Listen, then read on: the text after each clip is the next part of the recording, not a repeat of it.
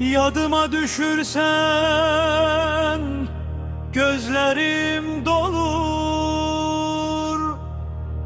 Barışabilmirəm bu həsrətinlə. Bir anlıq təsəllim şəhidlik olur. Dostların fəxr edir cesaretinle.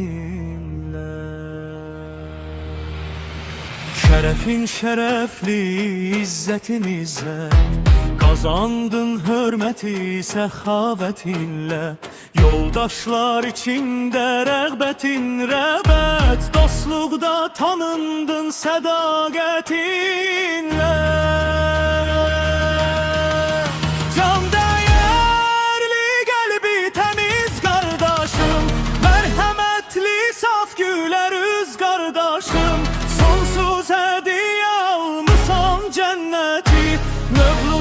Mübarek aziz kardeşim, can değerli kalbi temiz kardeşim, merhametli saf güler yüz kardeşim.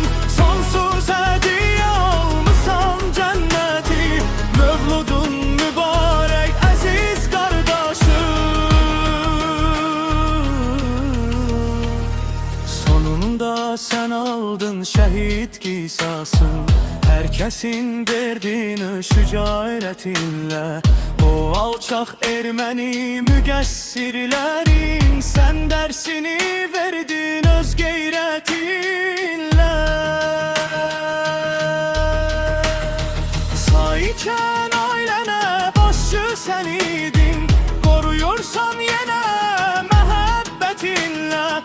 Ailen döşebilmir sensiz hayata, teselli tapırlar emanetinle.